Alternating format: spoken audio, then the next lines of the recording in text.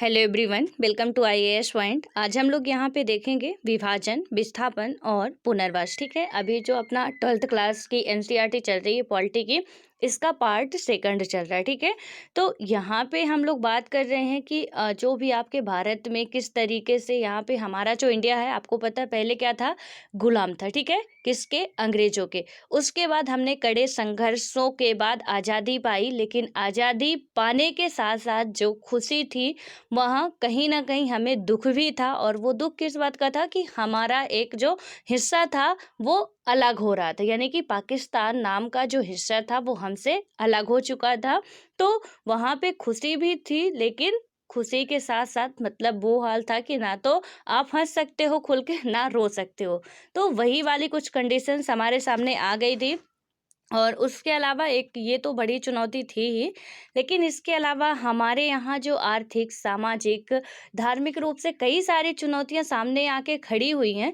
वो सबसे ज़्यादा ये था कि चलिए पाकिस्तान तो अलग हो गया, ठीक है, लेकिन हम अपने देश के, अपने राष्ट्र के पब्लिक को किस तरीके से हमें उन्हें हर एक तरीके की सहायता मुहैया कराना है, कैसे पूरी व्यवस्थाएं बनानी है, वो सब सोचना एक बहुत बड़ा काम था। ठीक है, हालांकि हमारे यहाँ जो भी बुद्धिजीवी वर्ग के लोग थे उन्होंने बहुत अच्छे तरीके से सब कुछ, परेशानियां हुई लेकिन ऐसा आप कह सकते हैं कि सब कुछ तो नहीं, बट काफ़ी कुछ सुधारने की उन्होंने कोशिश की और वो सुधार भी पाते हैं। ठीक है, और उसी में आज हम देखेंगे कि विभाजन हुआ, विभाजन के बाद विस्थापन और पुनर्वास किस तरीके से हुआ, इस पे चर्चा करेंगे। और इसको करने से पहले आप लोगों के लिए एक क्वेश्चन है, इसका आंसर आप लोगों को देना है। क्वेश्चन आपका है 2019 में यूपीएससी में पूछा गया था, और इसमें पूछा क्या गया था, राज्य व्यवस्था के संदर्भ में निम्नलिखित में से किस एक को आप स्वतंत्रता की सर्वाधिक उपयुक्त व्याख्या के रूप में स्वीकार करेंगे। क्वेश्चन एक बार फिर से सुनिएगा। क्वेश्चन क्या है कि राज्य व्यवस्था के संदर्भ में आपको क्या करना है कि कुछ जो नीचे ऑप्शन दिए गए हैं उनमें से किस एक को आप स्वतंत्रता की सर्वाधिक उपयुक्त व्याख्या के रूप में स्वीकार करेंगे। आपका जो पहला ऑप्शन है ये था कि राजनीतिक शासकों की तानाशाही के विरुद्ध संरक्षण। दूसरा ऑप्शन आपका है नियंत्रण का अभाव। तीसरा ऑप्शन है इच्छा अनुसार कुछ भी करने का अवसर। और चौथा है आपका स्वयं को पूर्णतः विकसित करने का अवसर। ठीक है, आपको पता है कि हम एक लोकतांत्रिक कंट्री में रह रहे हैं, और ये सारी चीज़ें जो मैं अभी पूछ रही हूँ काफ़ी अच्छे तरीके से हम लोग कवर कर चुके हैं। अब ये हमारा बस 12th क्लास का जो पार्ट सेकंड है, उसके बाद अब एनसीईआरटी आपकी ख़त्म हो जाएगी। ठीक है, तो आई होप कि आप लोग इसका बहुत आसानी से आंसर दे सकते हैं, क्योंकि बहुत ईजी है, ऐसा कुछ नहीं है इसमें कि आज़ादी से आप क्या समझते हैं, स्वतंत्रता से आपको क्या लगता है। सीधा सा फंडा है कि आप खुद को कैसे अपना स्वतंत्र रखना चाहते हैं, उसी हिसाब से भी देखेंगे तो आंसर आप कर पाएंगे। ठीक है, खैर अब आते इसमें और अपने चैप्टर में। यहाँ पे जो हम देख रहे थे कि काफ़ी सारी हमारे सामने चुनौतियाँ खड़ी हो जाती हैं। ठीक है, लेकिन अब जब विभाजन हो जाता है तो इसमें बताया क्या गया है कि 14 से 15 अगस्त 1947 को एक नहीं बल्कि दो राष्ट्र भारत और पाकिस्तान अस्तित्व में आते हैं। यानी कि 14 अगस्त को पाकिस्तान क्या करता है, अपना स्वतंत्रता दिवस मनाता है, और 15 अगस्त को हम लोग अपना स्वतंत्रता दिवस मनाते हैं। ठीक है, और यहाँ पे क्या हुआ था कि ऐसा विभाजन के कारण हुआ, और ब्रिटिश इंडिया को भारत और पाकिस्तान के रूप में बांट दिया गया। और इसमें हम लोग इतिहास में भी पढ़ चुके हैं कि राजनीतिक घटनाक्रम के बारे में काफ़ी अच्छे तरीके से देखे भी हैं वहाँ पे। और उसमें यदि हम बात करें कि दोनों देश क्या थे, कि दोनों देश के भूभाग को रेखांकित करते हुए सीमा रेखा खींच दी गई। यानी कि दोनों देश, आपको एक होमवर्क है आपके लिए, भारत और पाकिस्तान के बीच में कौन सी सीमा रेखा है जो भारत और पाकिस्तान को डिवाइड करती है। ठीक है, पहले भारत और पाकिस्तान एक था, तो भारत और अफगानिस्तान के बीच में एक सीमा रेखा थी, लेकिन जो वर्तमान में अब आप कहते हो कि पाकिस्तान और अफगानिस्तान के बीच में है। लेकिन अभी जो अलग होने के बाद एक सीमा रेखा का निर्धारण किया गया था, हालांकि ऐसा नहीं कि ऐसे बिल्कुल बाउंड्री खींच दी गई है, काल्पनिक रेखा मानी जाती है। और वो कौन सी, उसका नाम बताना, काफ़ी एग्जाम में पूछा पूछा भी जाता है। तो इसमें क्या किया गया कि काल्पनिक रेखा एक खींच दी जाती है। यहाँ पे क्या हुआ कि मुस्लिम लीग ने द्विराष्ट्र सिद्धांत की बात की थी। जो मुस्लिम लीग थे, मुस्लिम लीग के हेड कौन थे? मोहम्मद अली जिन्ना जी थे, ठीक है। तो उन्होंने क्या की थी, यहाँ पे द्विराष्ट्रीयता की बात कर दी और इस सिद्धांत के अनुसार क्या हुआ कि भारत किसी एक कौम का नहीं बल्कि हिंदू और मुस्लिम नाम की दो कौमों का देश था। यहाँ पे सिर्फ ये था, हालांकि हिंदू और मुस्लिम बस हमारे भारत में नहीं थे। यहाँ हिंदू, मुस्लिम, सिख, ईसाई, जैन, बुद्ध हर धर्म को मानने वाले लोग थे। तो इसमें से क्या हुआ, जो मेजर था कि सबसे ज़्यादा आपकी जनसंख्या हिंदुओं की थी, उसके बाद मुस्लिमों की थी। और आज भी हिंदुस्तान में सबसे ज़्यादा हिंदू रहते हैं, देन सेकंड नंबर पे मुस्लिम आते हैं और उसके बाद अदर जितनी भी कम्युनिटी है वो आती हैं, ठीक है। तो यहाँ पे ये क्या हुआ कि सिर्फ और सिर्फ हमारे अंदर इंसानियत वगैरह कुछ नहीं रह गई। अब हम धर्म में बढ़ चुके हैं, अंदर तो थे लेकिन ये था कि भैया हम मुस्लिम वाले हैं और वो हिंदू वालों का था कि हम हिंदू वाले हैं, हमें अलग राष्ट्र चाहिए। तो हालांकि हिंदू वाले ऐसा नहीं चाहते थे कि विभाजन हो, लेकिन हो सकता है कि कुछ लोग चाहते भी रहे हो। लेकिन ज़्यादातर इतिहास वगैरह में आप पढ़ेंगे तो यही आता है कि मतलब मुस्लिम लीग वाले ही, उनकी ही ये मांग थी कि हमारे भारत का विभाजन होना चाहिए। यानी कि भारत का विभाजन हो चाहे नहीं, हमसे मतलब नहीं है। भारत मतलब मुस्लिम को क्या चाहिए था, अलग पाकिस्तान चाहिए था।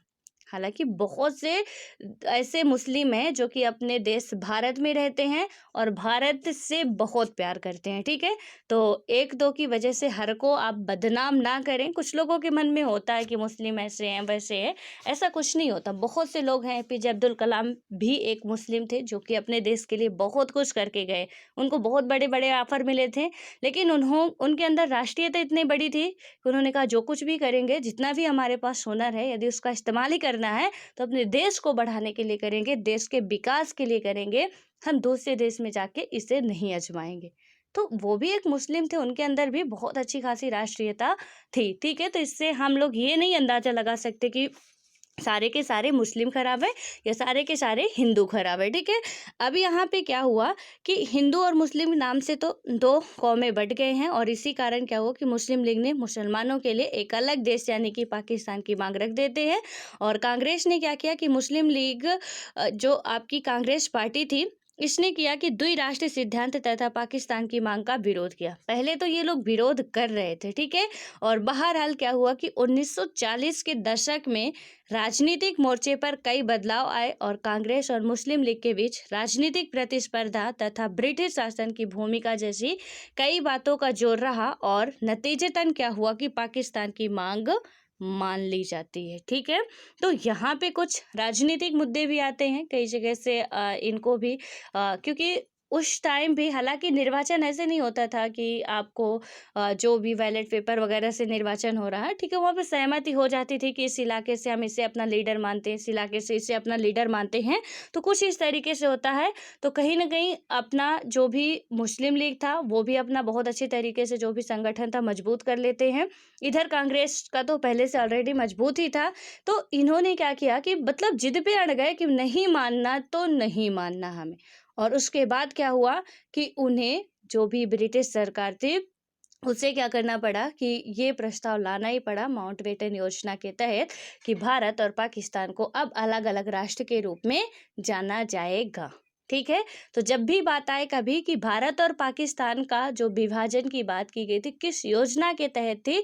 माउंटबेटन योजना, 2 से 3 जून की ये बात थी, ठीक है। तो इसको थोड़ा सा आप लोग याद रखिएगा, 2-3 जून 1946-47 की बात है। तो यहाँ पे आपको ये बहुत अच्छे तरीके से याद रखना है, ठीक है। ये देख लीजिएगा कि माउंटबेटन योजना 1946 में आई थी या 47 में, थोड़ा कन्फ्यूज है अब। तो इसमें से आप क्लियर कर लीजिएगा। यहाँ पे अब आपको समझ में आ चुका होगा कि भारत और पाकिस्तान जो कि विभाजन होने वाले थे, इनकी वजह क्या थी कि अब ये मुस्लिम और हिंदू में बढ़ चुके थे। और जब कोई धर्म में अड़ जाए ना तो उससे पंगा लेना बहुत बेकार होता है। मतलब कि अब उनके आगे, धर्म के आगे कुछ उन्हें दिख नहीं रहा है तो उनसे आप कुछ भी कहेंगे कोई फायदा नहीं होता, ठीक है। एक देखिए मोहम्मद अली जिन्ना जी का स्टेटमेंट यहाँ पे दिया गया था। उन्होंने क्या कहा था कि हम बहुसंख्यक और अल्पसंख्यक समुदायों की इन जटिलताओं को दूर करने की भावना से काम करना चाहिए। यानी कि उन्होंने कहा कि हमें जो भी बहुसंख्यक हैं, अल्पसंख्यक है, इन समुदायों की इन जटिलताओं से दूर करने की भावना से काम करना चाहिए। अभी बहुत अच्छी बात कही, ठीक है। और आगे देखिए कि क्या कह रहे हैं कि बहुसंख्यक और अल्पसंख्यक दोनों ही समुदायों में तरह तरह के लोग शामिल हैं। अगर मुस्लिम यानी कि जो मुसलमान हैं, मुसलमान पठान, पंजाबी, शिया और सुन्नी आदि में बटे हैं, तो हिंदू भी ब्राह्मण, वैश्य, जो क्षत्रिय वगैरह आपके होते हैं, बंगाली, मद्रासी आदि समुदायों में बटे हैं।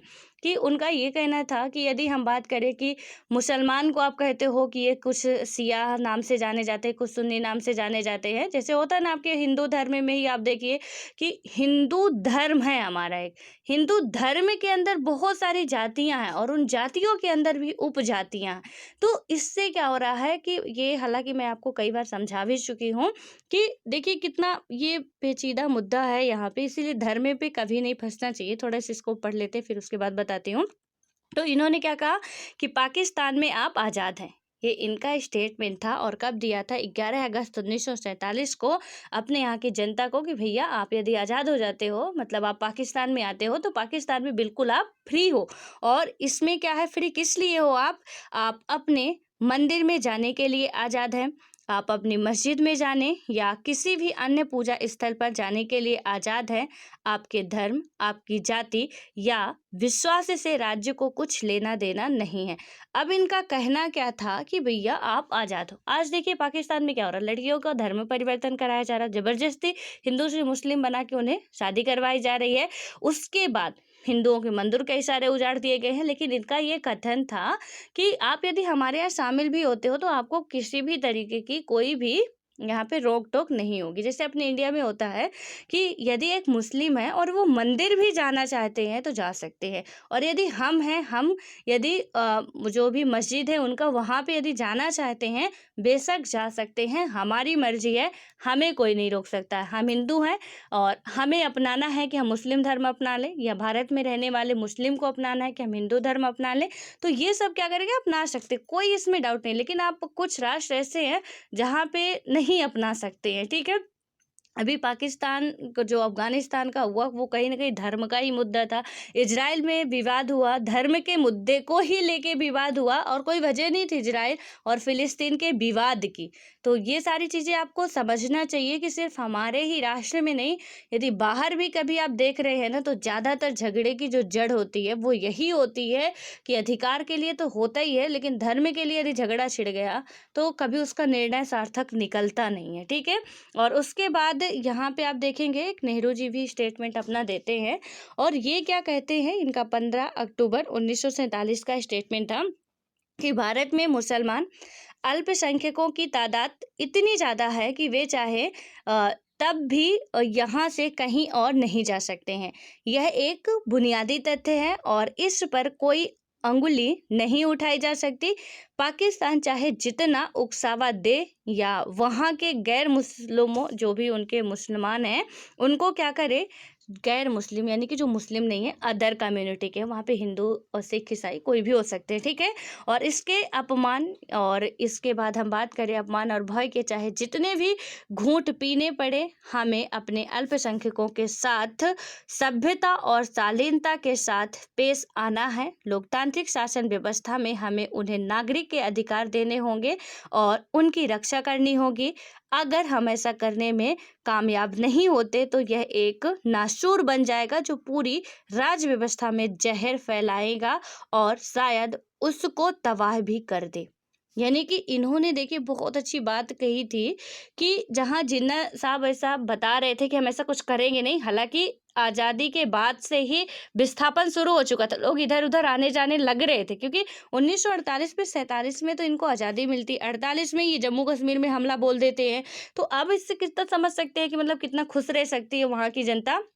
हिंदू कई सारे थे जो कि भारत आने लगे थे, ठीक है, लौट के वापस, क्योंकि आप जबरन धर्म परिवर्तित करा रहे, और आज भी वही चल रहा है कि जबरन धर्म परिवर्तित कराया जा रहा है।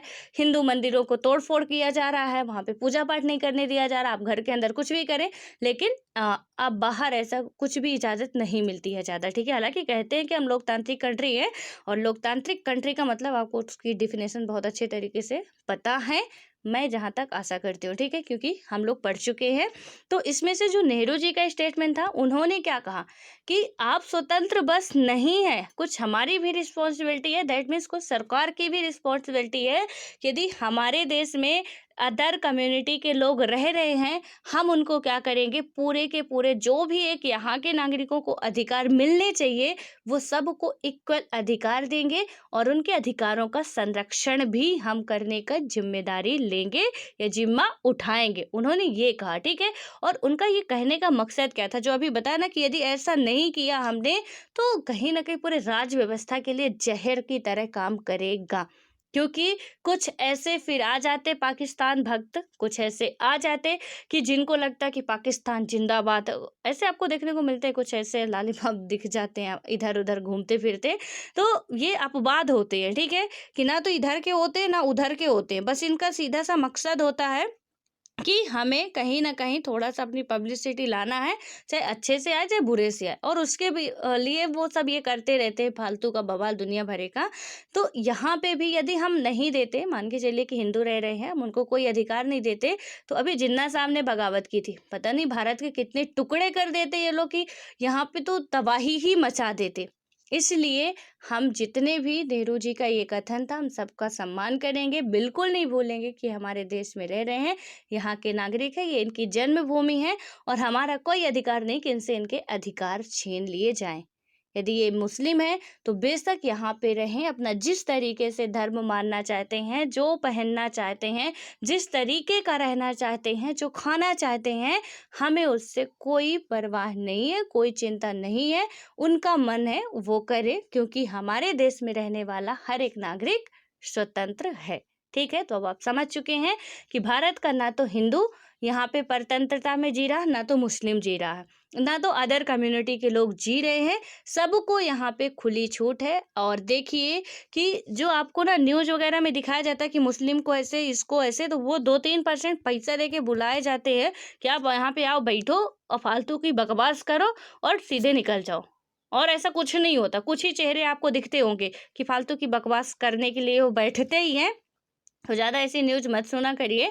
जैसे कुछ न्यूज़ चैनल हैं, उसका नाम नहीं याद आ रहा, तो वहाँ पे जो दीपक चौरसिया जी वो डिबेट कराते हैं, उस पे कुछ चेहरे आप देखे होंगे, तो उनका देखेंगे ना तो उनका सिर्फ एक ही मकसद होता है, हिंदू ऐसा मुस्लिम ऐसा, हिंदू ऐसे मुस्लिम ऐसा, बस, और उसके अलावा कुछ नहीं करना। और ये पैसे दे के लेके आते हैं, अच्छा खासा डिबेट करते हैं, ना कोई मुस्लिम होते हैं, कुछ अपना ही जाति धर्म बदल लेके दाढ़ी वाड़ी बढ़ा के आ जाते हैं, ना कोई हिंदू होते हैं, सब अपना इनका कोई वही नहीं होता कि ये है क्या चीज़, ठीक है।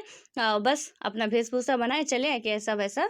जबकि देखिए, आप में से हो सकता है कि कुछ ऐसे हों जो कि मुस्लिम कम्युनिटी से भी हों, जो अभी मुझे सुन रहे हों। आप खुद से अंदाज़ा लगा सकते हैं कि क्या आस-पास आपके पड़ोस में हिंदू भी रह रहे होंगे, सिख भी रह रहे होंगे, ईसाई भी रह रहे होंगे। तो क्या आपको कभी ऐसा लगा है कि लोग आपसे बहुत मतलब दरकिनार करके रहते हैं कि नहीं, नहीं ये तो मुस्लिम है, हम इससे दूर रहेंगे, हम इसको मतलब देखेंगे तक कि नहीं? ऐसा आपको बिल्कुल नहीं देखने को मिलेगा। ज़्यादातर हो सकता है, कहीं अपवाद में बात नहीं कर रही कि कहीं हो सकता है, लेकिन ज़्यादातर पूरे राष्ट्र में नॉर्थ टू साउथ और ईस्ट टू वेस्ट आप इंडिया में देखेंगे तो कहीं पे भी आपको ऐसा कोई भी नहीं दिखेगा कि जो कि किसी पर भी भेदभाव करता हो। और आज के टाइम पे तो बिल्कुल भी नहीं। आप खुद से अंदाजा लगा सकते, किसी की दूसरे की मत सुनिए कि अरे बाप रे बाप, हिंदू के साथ ऐसा हो रहा, मुस्लिम के साथ तो हमारे देश में ऐसा हो रहा। अरे यार, आप भी इस देश में रह रहे हो, आप खुद से अंदाजा लगा सकते हो कि आपके साथ कोई कुछ नहीं कर रहा, तो उनके साथ कौन ऐसा है जो करने जा रहा। तो इसलिए हम खुद से भी सोच सकते हैं कि हमारे राष्ट्र में रहने वाले, और हम लोग लकी हैं यार कि इंडिया में जन्म लिए, जहाँ की हमें पूरी फ्रीडम है। आज हम बोल पा रहे हैं बहुत अच्छे तरीके से, और आप सुन रहे हैं, ये एक स्वतंत्रता ही है जिसके तहत हम बोल भी पा रहे हैं, आप सुन भी पा रहे हैं। यदि हमारी मर्जी हो तो हम गवर्नमेंट के खिलाफ भी बोल सकते हैं, कोई हमें रोक नहीं सकता। लेकिन कुछ अदर कंट्रियां हैं जहाँ पे आप यदि गवर्नमेंट के खिलाफ बोल दिए ना, जैसे चाइना वगैरह है, तो वहाँ पे आपका पता नहीं चलेगा कि आप, या आपके नाम का कोई ऐसा बंदा या बंदी थी जो कि कभी ऐसा बोलती भी थी, आपका नामो निशान तक मिटा दिया जाता है, ठीक है। तो हम लोग कह सकते हैं कि बहुत खुशकिस्मत हैं जो कि भारत जैसी धरती पे जन्म लिए हैं, और यहाँ पे सब कोई बराबर है, सबको समान रिस्पेक्ट दी जाती है, और हम सब लोग समान रिस्पेक्ट करते हैं सबकी, ठीक है। तो कोई बड़ा छोटा हिंदू मुस्लिम जैसा कोई भेदभाव यहाँ पे किया नहीं जाता है। और इसके बाद आप देखेंगे कि विभाजन की प्रक्रिया, अब देखिए विभाजन की प्रक्रिया किस तरीके से होती है। यहाँ पे हुआ क्या था कि जो फैसला हुआ कि अब जिस भूभाग को इंडिया के नाम से जाना जाता था उसे भारत और पाकिस्तान नाम के दो देशों के बीच बांट दिया जाएगा। इंग्लैंड से जो भी आए थे वो यूरोपीय जो थे वो इंडिया नाम दिए थे, ठीक है। क्योंकि इंडिया नाम देने के पीछे भी वजह थी और हमारे संविधान में भी भाग 1 में भारत के दो नाम इंक्लूड हैं, एक इंडिया है और एक क्या है, तो एक भारत है। अब इसमें से भारत तो भरत मुनि के नाम पे पड़ा था, लेकिन ये कभी कभी वनडे एग्जाम में पूछ लिया जाता है। और इंडिया जो यूरोपीय आते हैं वो इंडस जो रिवर है आपकी, तो उससे क्या कहते थे, ये इंडस के नाम से ही कि इधर के रहने वाले क्या हैं, इंडिया है, यानी कि इधर का जो भूभाग है वो इंडिया है, इंडस के नाम पे ही पड़ा था, यूरोपियों ने दिया था। और ईरानियों ने आपका हिंदुस्तान दिया था क्योंकि सिंधु को वो हिंदू बोलते थे। और ये सिंधु रिवर के नाम से ही ये सारा कुछ खेल हुआ है, तो थोड़ा सा इनको भी आपको याद रखना है।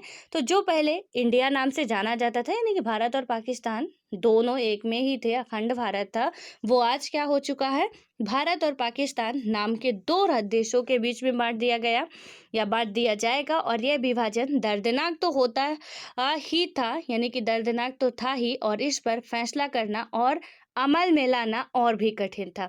तय किया गया कि धार्मिक बहुसंख्या को विभाजन का आधार बनाया जाएगा और इसके मायने यह थे कि जिन इलाकों में मुसलमान बहुसंख्यक थे वे इलाके पाकिस्तान के भूभाग होंगे और शेष हिस्से भारत कहलाएंगे।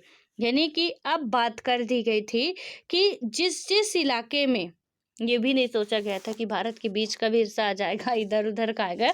और देखिए विभाजन का आधार क्या था कि जहाँ जहाँ भी मुस्लिम बहुसंख्यक है वो इलाका ही पूरा पाकिस्तान में गिना जाएगा, ठीक है। और जो देसी रियासतें थी उन्हें तो आप छोड़ ही दीजिए कि यहाँ पे उनके लिए था कि आप अलग से करोगे। और उसके लिए अब क्या बात हुई कि यह बात थोड़ी आसान जान पड़ती है, लेकिन असल में इसमें कोई किस्म की दिक्कत, मतलब कई किस्म की दिक्कतें थी। पहली तो ये थी आपकी कि ब्रिटिश इंडिया में कोई एक भी इलाका ऐसा नहीं था जहाँ मुसलमान बहुसंख्यक हों, ठीक है। यानी कि कोई भी इलाका आप ऐसा नहीं देख सकते थे कि जहां मुस्लिमों की काफ़ी ज़्यादा तादाद हो। और ऐसे दो इलाके थे जहां मुसलमानों की आबादी ज़्यादा थी, एक इलाका पश्चिम में और था और दूसरा इलाका आपका क्या था, पूर्व में था। ये गनीमत थी यार, आप कह सकते हो कि अच्छा ही था कि यहाँ पे जो इंडिया के बीच में है, अभी ये प्यारा सा जो इंडिया दिख रहा है ना, तो देखिए सोचिए कि मान लीजिए यहाँ पे बीच में क्या होता है कि हिंदू मुस्लिम बहुसंख्यक होते हैं जो धर्म के आधार, प्लीज कोई अपने धर्म पे मत लीजिएगा, जो बुक में लिखा मैं वही बता रही हूँ, ठीक है। अब बिल्कुल मेरा आप लोगों को कुछ भी ऐड करने का इरादा नहीं कि आप कहें मुस्लिम हिंदू, हम सब एक हैं, ऐसा कुछ भी नहीं है, ठीक है। बस एक समझाना चाह रही हूँ कि मान लीजिए यहाँ पे इलाका होता मुस्लिम बहुसंख्यक लोगों का, यानी कि ज़्यादा ऐसा नहीं था कि थे नहीं, पूरे राष्ट्र में फैले हुए थे, काफ़ी ज़्यादा रियासतें थी जहाँ पे मुस्लिम ही रह रहे थे, तो ऐसी कोई बात नहीं थी। तो इसमें क्या हुआ कि मान लीजिए यहाँ का फंस जाता तो क्या होता, मान लीजिए एमपी का एरिया जो है इंडिया का अभी हृदय कहा जाता है, लेकिन यही क्या होता कि इसमें मुस्लिम मुस्लिम ही होते, तो क्या पाकिस्तान यहाँ पाकिस्तान का हो जाता, क्योंकि बात तो की गई थी कि जितना भी भूभाग पे आपके मुस्लिम होंगे वो पाकिस्तान का हो जाएगा। तो गनीमत थी कि बीच में कहीं भी ऐसा नहीं था कि मुस्लिम बहुसंख्यक राज्य हों। और यहाँ पे कुछ मुस्लिम बहुसंख्यक पंजाब ये पश्चिम बंगाल या बंगाल वाले इलाके पे थे, और उसके बाद यहाँ के आपके जितने भी पंजाब से इधर के जो जितने भी थे बलूचिस्तान वगैरह थे, वहाँ सब में मुस्लिम राष्ट्र ही ज़्यादा थे, ठीक है। यानी कि मुस्लिमों की संख्या बहुत ज़्यादा तादाद में थी। तो अब क्या हुआ कि यहाँ पे जो पश्चिम में और पूर्व का ये भाग क्या कर दिया जाता है कि जब इनको देखा गया कि मुस्लिम की आबादी ज़्यादा है और ये पूरब पश्चिम में, तो पता चल गया और ऐसा कोई तरीका ना था कि इन दोनों इलाकों को जोड़कर एक जगह कर दिया जाए। वही बात सामने आ गई जो अभी बता रही हूँ कि बीच में हो जाता तब तो और तरीका ना बचता। अब यहाँ पे कोई भी ऐसा रास्ता नहीं था जो कि क्या किया जाए, इन्हें बीच में लाके मिला दिया जाए कि चलो ठीक है भैया पाकिस्तान बना रहे हो तो हम कह देते कि इधर मत बना के, इंडिया के इधर आप मत बनाओ, इधर बना लो, या इधर ये आप पाकिस्तान या पूर्वी पाकिस्तान को भी आप इधर उठा के रख लो तो धरती है भैया, वो तो आने वाली नहीं है। अब बात की गई थी कि जहाँ पे मुस्लिम बहुसंख्यक है उस भूभाग को, वहाँ के जनसंख्या को आप उठा के नहीं ले जाओगे, वो भूभाग ही पाकिस्तान के नाम से जाना चाहेगा, बात ये की गई थी। ठीक है, तो अब क्या होता है कि जब ऐसा तरीका भी नहीं होता तो इसे देखते हुए फैसला हुआ कि पाकिस्तान के दो इलाके शामिल हो गए, यानी कि पश्चिमी पाकिस्तान और पूर्वी पाकिस्तान आपका बनेगा। ठीक है, तो पाकिस्तान के कितने इलाके हो गए, दो इलाके विभाजन के टाइम पे बने थे। बांग्लादेश नाम जैसा कोई भी अस्तित्व में नहीं था जब भारत और पाकिस्तान का विभाजन हुआ था। वो क्या था, पूर्वी पाकिस्तान और आपका था पश्चिमी पाकिस्तान। ठीक है, अब यहाँ पे क्या होता है कि जब ये बट जाते हैं उसके बाद आप देखेंगे कि इनका पूर्वी और इसके पश्चिमी में भूभाग में विस्तार हो गया। और दूसरी बात यह है कि मुस्लिम बहुल हर इलाका पाकिस्तान में जाने को राजी हो। और ऐसा भी नहीं था कि खान अब्दुल गफ्फार खान पश्चिमोत्तर सीमा प्रांत के निर्विवाद नेता थे और उनकी प्रसिद्ध सीमांत गांधी के रूप में थी। ये आप नोट कर लीजिए कहीं पे, क्योंकि कई बार क्वेश्चन पूछा जा चुका है कि सीमांत गांधी के नाम से किसे जाना जाता है, तो सीमांत गांधी के नाम से खान अब्दुल गफ्फार खान जी को जाना जाता है। ठीक है, ये भी एक मुस्लिम थे लेकिन ये यहीं पे रह जाते, इन्हें सीमांत गांधी कहा जाता है। तो प्लीज आप इसे नोट करिए कि खान अब्दुल गफ्फार खान जी को सीमांत गांधी के नाम से जाना जाता है। तो इसमें क्या हुआ कि ये निर्विवाद नेता थे और यहाँ पे क्या हुआ, और वे द्विराष्ट्र सिद्धांत के एकदम खिलाफ थे, उनका नहीं मानना था। ये भी देखिए एक मुस्लिम थे, ये नहीं चाहते थे कि भारत का विभाजन हो। तो मैंने पहले ही आपको बता दिया कि जरूरी नहीं कि हर एक हिंदू चाहता था कि भारत और पाकिस्तान का विभाजन हो, और जरूरी नहीं कि हर एक मुस्लिम भी उस टाइम पे भी चाह रहा था कि भारत और पाकिस्तान का विभाजन हो। जिनमें से आपको एक एग्जाम्पल मिल गया जिसे सीमांत गांधी के नाम से जाना जाता है, खान अब्दुल गफ्फार खान जी। ये भी नहीं चाहते थे कि भारत का विभाजन हो या द्विराष्ट्र सिद्धांत अपनाया जाए। अब क्या हुआ कि संयोग से उनकी आवाज की अनदेखी की गई और पश्चिमोत्तर सीमा प्रांत को पाकिस्तान में शामिल मान लिया गया। अब जो पश्चिमोत्तर सीमा प्रांत है जहाँ से ये संविधान सभा के लीडर चुने गए थे, तो उन्हें क्या किया गया कि पाकिस्तान का क्या मान लिया जाता है, हिस्सा मान लिया जाता है। जहाँ से ये थे, अभी भीमराव अम्बेडकर जी भी आएंगे। तो जब पाकिस्तान का हिस्सा मान लिया जाता है, अब क्या हुआ, तीसरी समस्या, हालांकि वो चाहते नहीं थे फिर भी जब माना गया तो वो इधर आते हैं, अपना दूसरी जगह जो भी करते हैं। ठीक है, अब तीसरी समस्या आपकी हुई कि जो सबसे बड़ी बिगड़ थी, ब्रिटिश इंडिया के मुस्लिम बहुल प्रांत पंजाब और बंगाल में अनेक हिस्से बहुसंख्यक गैर मुस्लिम आबादी वाले थे और ऐसे में फैसला हुआ कि इन दोनों प्रांतों में भी बंटवारा धार्मिक बहुसंख्यकों के आधार पर होगा। अब लीजिए, पंजाब का भी आधा हिस्सा पाकिस्तान में है और इधर बंगाल का भी ना आधा हिस्सा, क्योंकि आप जो अभी इंडिया के मैप में हम जो अभी देखते हैं पंजाब वगैरह, वो कुछ ऐसा नहीं था। ठीक है, तो पंजाब का भी यहाँ का एरिया कुछ क्या चला गया, आपका पाकिस्तान में चला गया। और जो बंगाल वाला हमारा एरिया दिखता है ना, तो ये बंगाल वाले एरिया में भी काफ़ी सारा जो था इलाका, ये इधर अभी तो जितना बंगाल है वो हमारा ही है। ठीक है, इधर कुछ जो थे इसके पार्ट, तो इसमें था कि बहुसंख्यक तो नहीं थे मुस्लिम लेकिन कुछ तो थे। अब क्या करना है, तो मिलाया गया कि चलो ठीक है, आधा हिस्सा पाकिस्तान को दे दिया जाता है, पंजाब और बंगाल जो भी था। तो इनमें क्या किया गया कि इन दोनों ही प्रांतों में भी बंटवारा धार्मिक आधार पर हो गया और इसमें जिले अथवा उसके निचले स्तर के प्रशासनिक हलके को आधार माना जाएगा। और 14 से 15 अगस्त 1947 की मध्य रात्रि तक यह फैसला नहीं हो पाया था, कि इसका मतलब यह हुआ कि आज़ादी के दिन तक अनेक लोगों को यह पता नहीं था कि वे भारत में है या पाकिस्तान में। और जब क्या हुआ कि पंजाब और बंगाल का बंटवारा विभाजन की सबसे बड़ी त्रासदी साबित हुई थी, यानी कि इनको ये तक नहीं पता था, ये पंजाब और बंगाल वाला कुछ मैटर ज़्यादा ही फंस गया। अब यहाँ के लोगों को ये नहीं पता था, देखिए बीच वाले जो हैं और ये किनारे वाले, इनको तो सीधे से पता चल गया कि ठीक है भैया, इधर हम पाकिस्तान वाले हैं, इधर वालों को पता चल गया हम पाकिस्तान वाले हैं। कुछ इधर से भी उठ के गए थे, उन्हें भी पता था कि हम इधर ही आ गए हैं, पाकिस्तान के ही हैं। अब क्या हुआ कि इधर वाले जो थे, अब इनको ये नहीं समझ में आ रहा था यार हम पाकिस्तान में पंजाब में है, यानी कि भारत में है पाकिस्तान में है, हम आज़ाद हो चुके थे, कुछ लोग अभी भी दुविधा में थे कि हम हैं कहाँ आखिर, हमारा देश कौन-सा है, और इधर के भी कुछ यही सिचुएशंस चल रही थी। तो यहाँ पे आप देख सकते हैं कि किस तरीके से इतना मतलब कह सकते हैं कि रूह कँपा देने वाला जो फैसला था वो हुआ, और जो लोगों की दुर्दशा हुई है कसम से आप उसका बयान तक नहीं कर सकते हैं। इस तरीके से थोड़ा-सा आप थोड़ा उसकी इमेज ही बनाइए कि क्या सिचुएशन रही होगी, लोग इधर से उधर अफरा-तफरी मची हुई है, उधर हम अंग्रेज़ों से लड़ ही रहे थे, इधर हमारा ये विभाजन की बात आ गई, तो मतलब कितना कुछ सहन करना पड़ा।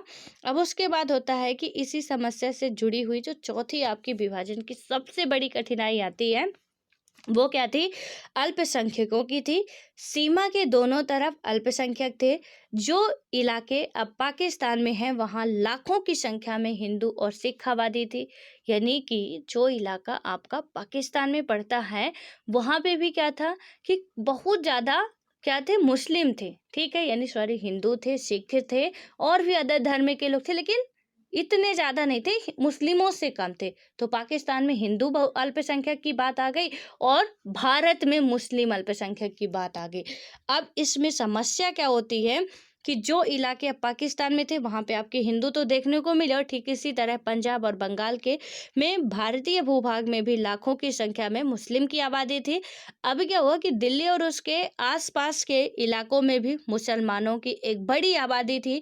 ये सब लोग एक तरह से साँसते में थे, यानी कि बहुत ही संशय में थे ये लोग कि अब करें क्या? और इन लोगों ने पाया कि हम तो अपने ही घर में विदेशी बन गए हैं, और जिस ज़मीन पर वे और उनके पुरखे सदियों से यहाँ पे आबाद रहे, उसी ज़मीन पर वे विदेशी बन गए थे। कैसे विदेशी बन गए थे?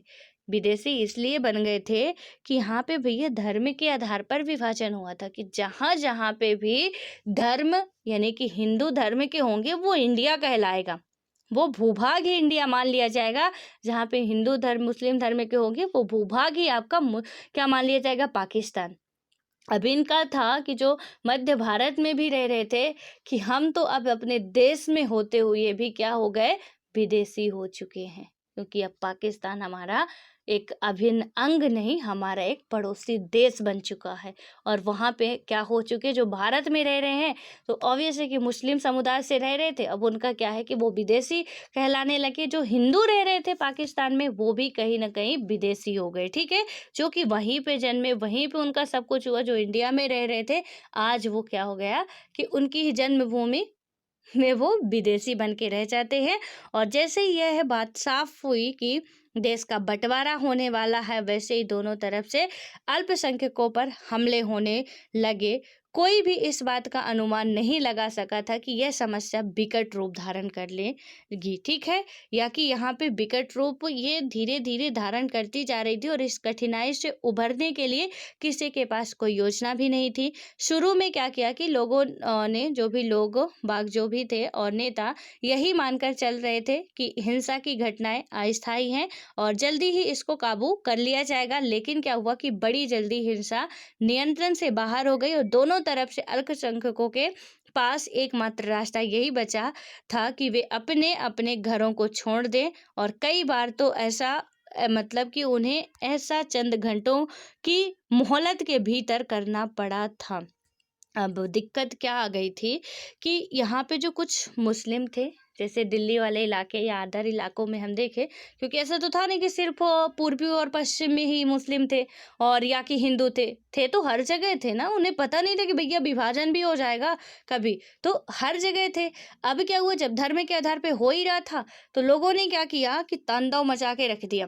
मान लीजिए कि दिल्ली में जो हिंदू रह रहे हैं, उन्होंने क्या किया कि जब उन्हें पता चला कि धर्म के आधार पर बट रहा, तो ये मुस्लिम हमारे लिए विरोधी है, और उनको क्या करने लगे, मार मार के यहाँ से भगाने लगे। और वही हाल सेम हुआ पाकिस्तान का कि जितने भी मुस्लिम रह रहे थे, सॉरी हिंदू रह रहे थे, तो मुस्लिमों के द्वारा उन्हें भी वहां से उसी तरीके से मार के भगाया गया। उन्हें कहा गया कि आधे घंटे के अंदर, 1 घंटे के अंदर, 1 दिन के अंदर, मतलब ऐसी तबाही मचा के रख दिए कि सीधे के सीधे यहाँ से आप निकल लो। उन्हें अपनी ही जन्मभूमि छोड़कर जाने के लिए मजबूर कर दिया गया। ठीक है, तो ये आप देखिए कि किस तरीके से छोटी सी मतलब तबाही एक बहुत बड़ा रूप ले लेती है। और उसके बाद क्या होता है कि 1947 में बड़े पैमाने पर एक जगह की आबादी दूसरी जगह जाने को क्या हो गई थी, मजबूर हो गई थी। और आबादी का यह स्थानांतरण आकस्मिक, अनियोजित और त्रासदी से भरा था।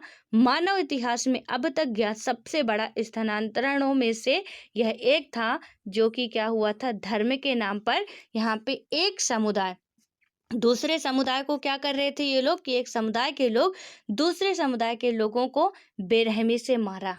वही जो मैंने आपको बताया ना कि हिंदू थे तो मुस्लिमों को पिटाई कर रहे थे, मुस्लिम थे तो हिंदुओं की पिटाई कर रहे थे। और इनको ये लगा कि मतलब अच्छा मौका मिला कि हमारी धरती मतलब कि यहाँ पे हमारा राज होगा। और ये इन्हें भगाने लगे, इधर वाले इन्हें भगाने लगे कि आप इधर जाओ। ठीक है, अब काफ़ी ज़्यादा वो लोग तो कुछ तो अब आने जाने में इतना सुविधा भी नहीं होती थी, कुछ सरकार भी इतना ज़्यादा एक्टिव नहीं होती थी, और वहाँ पे कुछ तो रास्ते पे ही मर गए। अब ऐसा तो था नहीं कि सिर्फ घर में एक एक लोग रह रहे थे, उनके बच्चे भी थे, बूढ़े भी थे।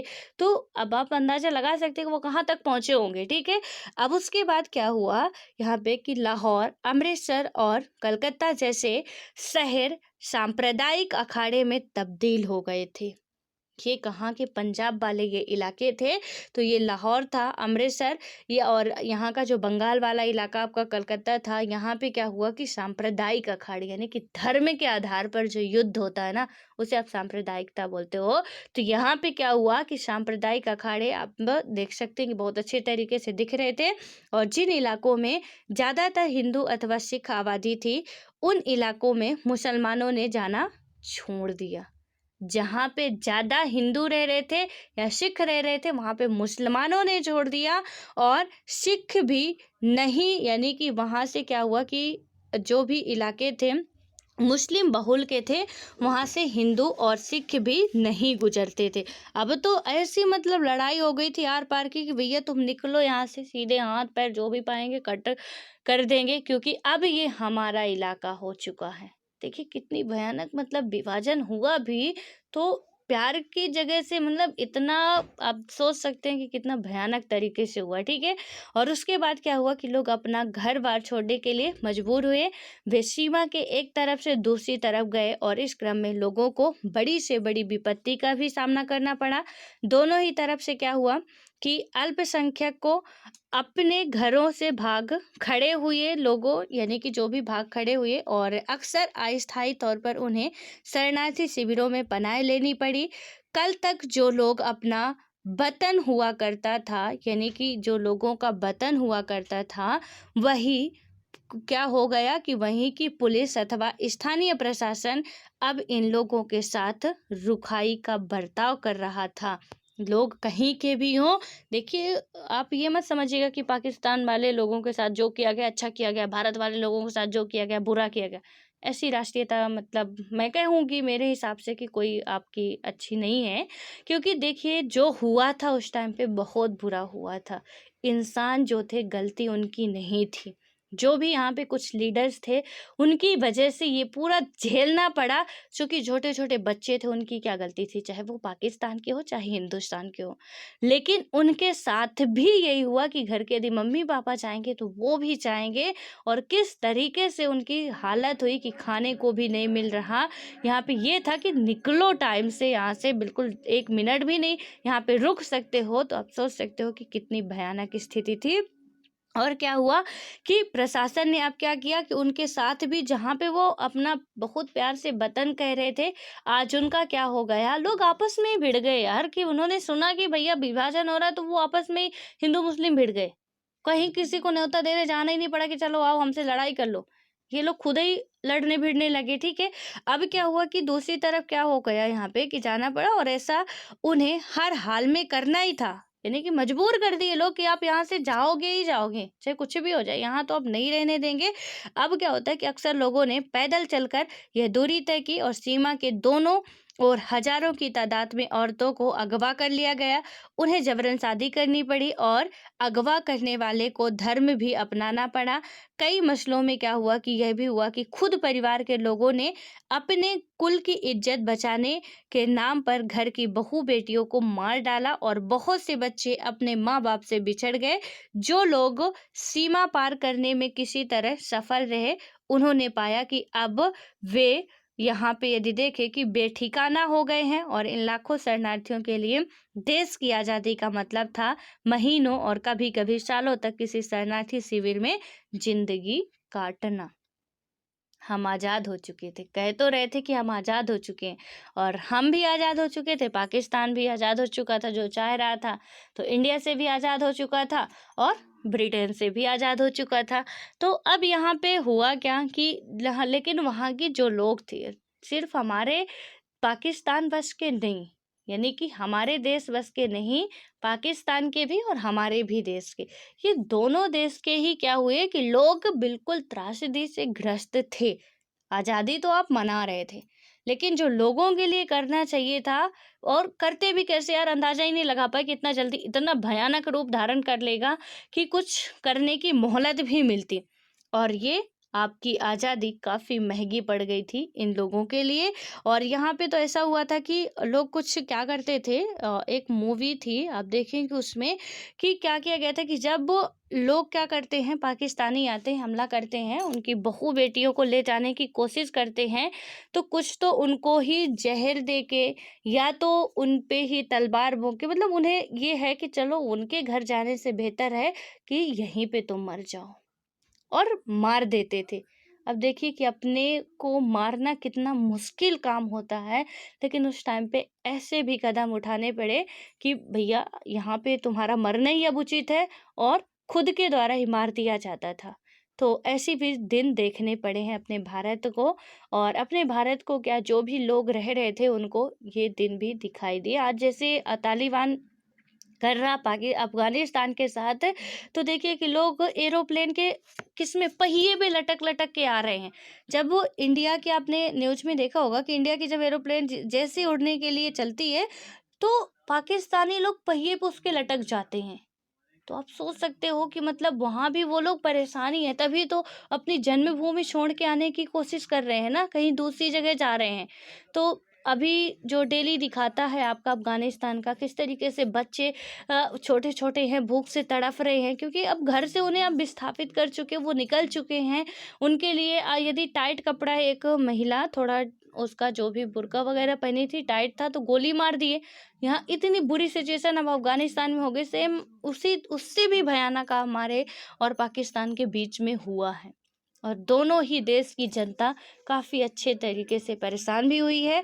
और भारत और पाकिस्तान के लेखक, कवि तथा फिल्म निर्माताओं ने अपने उपन्यास, लघु कथा, कविता और फिल्मों में इस पर मतलब इस मारकाट की नृशंसता का जिक्र किया और विस्थापन और हिंसा से पैदा दुखों को अभिव्यक्ति दी। विभाजन की विपदा का जिक्र करते हुए रचनाकारों ने अक्सर वही जुमला इस्तेमाल किया जो इस विपत्ति को झेलने वाले बंटवारे का जिक्र करते हुए थे। और इन सबों के लिए क्या हुआ कि बंटवारे का मतलब था दिल के दो टुकड़े हो जाना, और विभाजन में सिर्फ संपदा, देनदारी और आप देखेंगे यहाँ पे कि परिसंपत्तियों का ही बंटवारा नहीं हुआ। और इस विभाजन में दो समुदाय जो अब तक पड़ोसी की भांति रहते थे, आज क्या हो गए कि हिंसक अलगाव का वो शिकार हो चुके थे।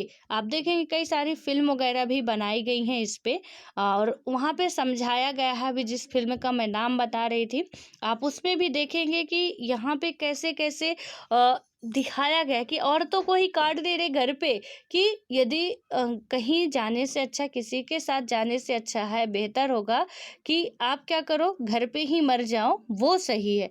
और अब क्या हुआ यहाँ पे कि वित्तीय संपदा के साथ साथ आपको टेबल, कुर्सी, टाइपराइटर और मुस्लिम के वाद्य यंत्रों तक का बंटवारा हुआ था। बाप रे बाप, ये तो मुझे आज पता चल रहा है।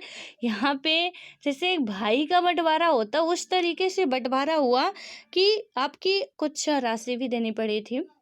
और यहाँ पे जैसे एक देखिए 2 भाइयों का बँटवारा होता है ना, घर में छोटी-सी छोटी चीज़ का भी बँटवारा होता है। यदि एक थाली भी रह जाए तो मन किया जाता है कि उसके टुकड़े करके बाँट दो, या तो उसकी आधा कुछ भी उसके एवज़ में कुछ दो आप दूसरे को, तब एक रखेगा। उस तरीके से बँटवारा हुआ यहाँ, यानी कि यहाँ पे टेबल, कुर्सी जो भी तो वो सब कुछ बाँटा जा रहा था। बहुत बुरा था, ठीक है। अब यहाँ पे क्या हुआ कि सरकारी और रेलवे के कर्मचारियों का भी बंटवारा हुआ। अब तक साथ साथ रहते आए दो समुदायों का यह एक हिंसक और भयानक विभाजन था। अनुमान किया जाता है कि विभाजन के कारण 80 लाख लोगों को अपने घर बार छोड़कर सीमा पार जाना पड़ा, और विभाजन की हिंसा में तकरीबन 5 से 10 लाख लोगों ने अपनी जान भी गंवा दी। देखिए कि यहाँ पे कितने लोगों की जानें भी गई, ये एक लगभग वाला आंकड़ा है, अप्रॉक्स वाला। अभी पूरा अच्छे से यदि आंकड़ा लगाया जाए, कुछ तो ऐसे होंगे पता भी ना चला होगा कि कहाँ रह गए वो, ठीक है। अब यहाँ पे क्या हुआ कि प्रशासनिक मुस्लिम और वित्तीय कठिनाई के अतिरिक्त विभाजन के साथ कुछ और ज़्यादा गहरे मुद्दे जुड़े हुए थे, और भारत के नेता द्विराष्ट्र सिद्धांत में यकीन नहीं करते थे। और बहरहाल क्या हुआ कि विभाजन तो आपका जो था धर्म के आधार पर ही हुआ था, और क्या इस वजह से भारत अपने आप को एक हिंदू राष्ट्र बन गया। ये क्वेश्चन उठता है कि जब धर्म के आधार पे हुआ तो क्या भारत एक हिंदू राष्ट्र बन के उभरा? आप अभी देखेंगे कि ऐसा कुछ भी नहीं है। और यहाँ पे क्या हुआ कि विभाजन के दौरान बड़ी संख्या की मुस्लिम आबादी पाकिस्तान चली गई, और इसके बावजूद आप देखेंगे कि 1951 के वक्त भारत की कुल आबादी में 12% मुसलमान थे।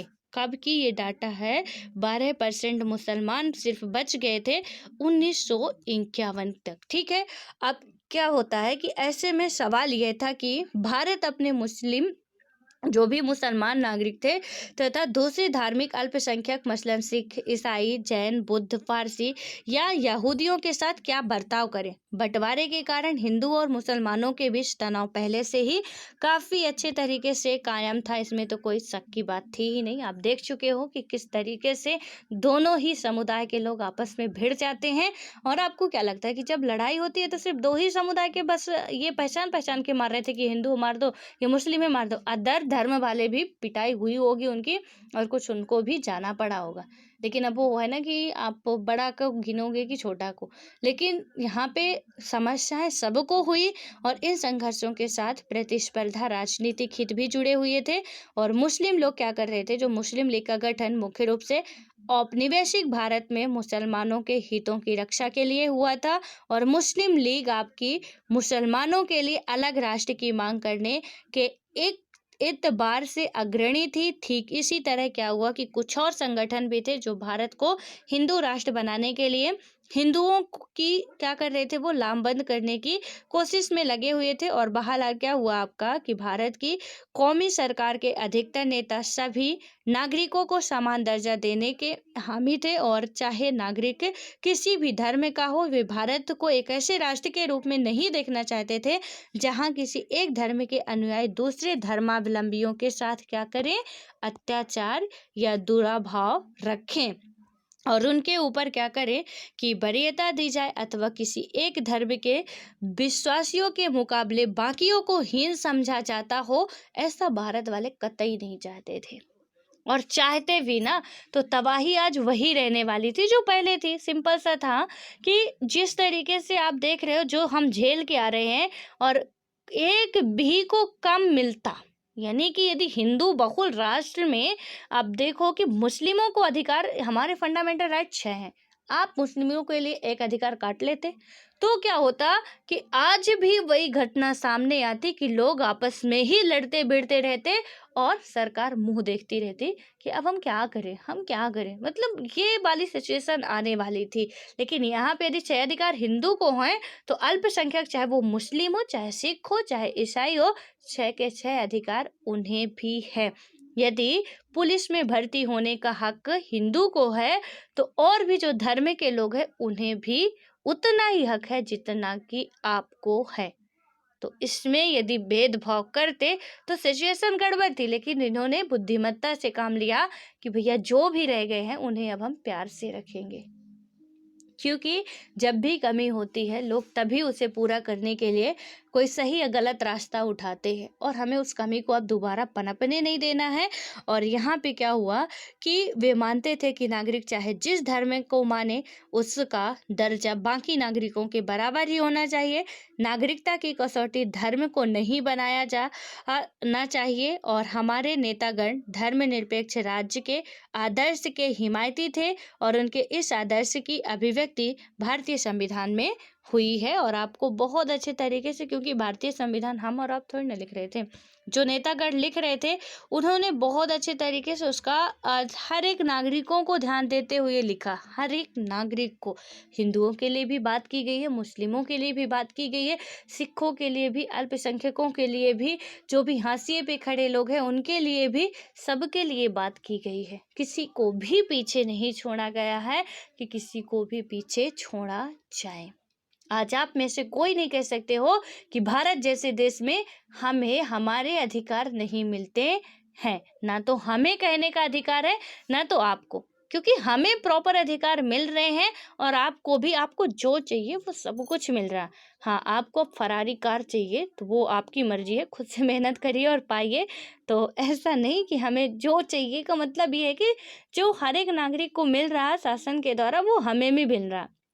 यदि कोविड की सिचुएशन में फ्री पीडीएफ जो सिस्टम है उसके तहत आपको फ्री अनाज मिला है एक हिंदू को, तो मुस्लिम, जैन, ईसाई, बौद्ध जितने भी थे, जो भी बीपीएल में आते थे, उन सबको ही क्या मिला है, आपका जो अनाज वितरण वाला था वो सबको फ्री मिला है।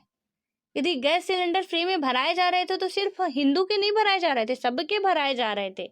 इसमें कोई नहीं, आप कह भी नहीं सकते हो कि हमारे साथ ऐसा किया जा रहा, या कि आप ये कहो कि वो नेता ऐसे करते वैसे करते। आपको जितने अधिकार दिए जा रहे हैं, सेंट्रल गवर्नमेंट की स्कीम आई या स्टेट गवर्नमेंट की स्कीम आई, बहुत अच्छे तरीके से आप सबके लिए आएगी।